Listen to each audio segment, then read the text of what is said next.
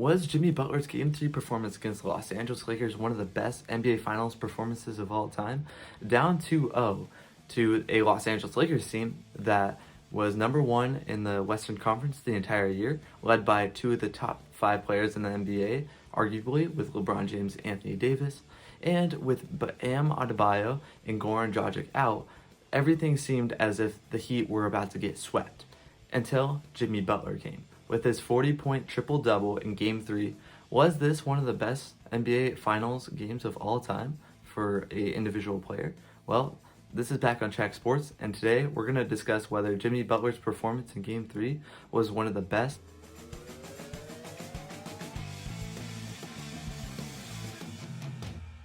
Now, some of the games that Jimmy Butler is going against individual-wise is, let's say, Michael Jordan's flu game, AI leading the 76ers to a win over the heavily favored Lakers in the finals, or LeBron James's Game 6 in 2012 against the Celtics where he went absolutely ballistic.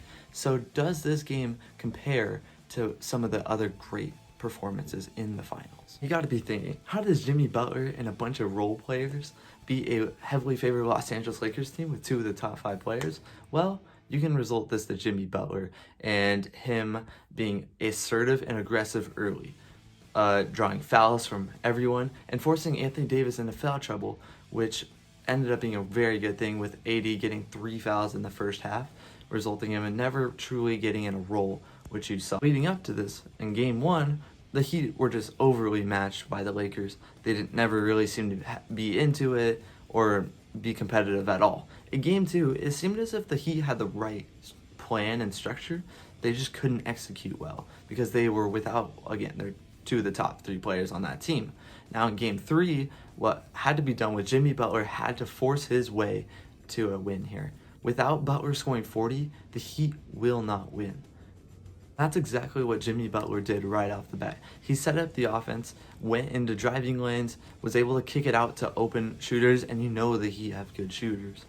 Was able to draw fouls, create contact, was able to do all that stuff in the first quarter to really set the tone and to really basically will his team and say, hey, I believe in you guys. It's time that we step up and do this. By watching that game, you could tell Jimmy Butler had that mentality, had the mentality going every single play that I'm gonna score or I'm gonna pass it out. And he did this on the offensive end and the defensive end by multiple times guarding LeBron James. Butler bulldozed his way to the basket to create tough offense and tough baskets every single time. And again, he scored 40 points without taking 1-3 here, which is very uncommon in this day and age of shooting the lights out and the three-point shot. Of course, you could result this in the Lakers' turnovers and the missed shots and everything like that, but you could say that that was created by the Heat's defense and stepped up animosity.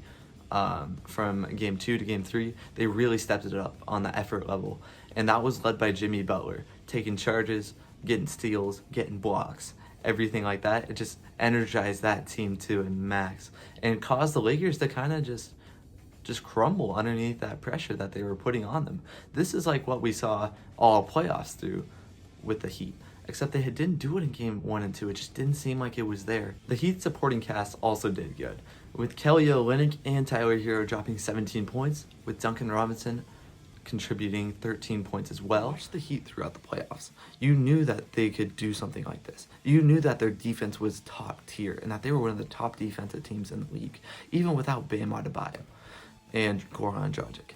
But it just didn't appear to go Game 1 and 2. It just didn't appear that it was going to be that way throughout the series, that they were overmatched, overbodied, and just straight up bullied. But in Game 3, they showed that they were not scared of these Lakers and that they were going to take them head on. As in the first quarter, Jimmy Butler was told by LeBron James that the Heat should be worried and that they were, quote-unquote, in trouble.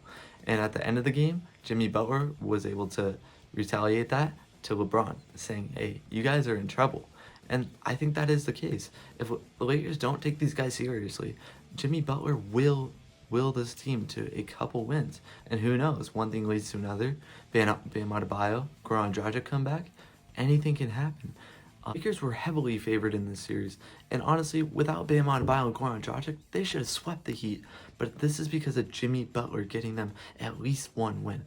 and that just like AI did back in 2001, they weren't going to go down without a fight. And a quote unquote or show that he had that dog mentality in him, and that he was not going to give up no matter what, and that he was going to get one game for sure, just like what AI did in 2001. All in all, the Lakers should have swept the Heat without Goran Dragic and Bam Adebayo. They should have swept him, but they ran into Jimmy Butler, Jimmy Buckets, and this is just his type of season right now. Not saying they're gonna win. I still have the Lakers winning, of course, but Jimmy Butler was gonna get them one game, and of course the Heat supporting cast also as well. Very good. This is why it makes it one of the best ever, because Jimmy Butler was not favored in the series at all.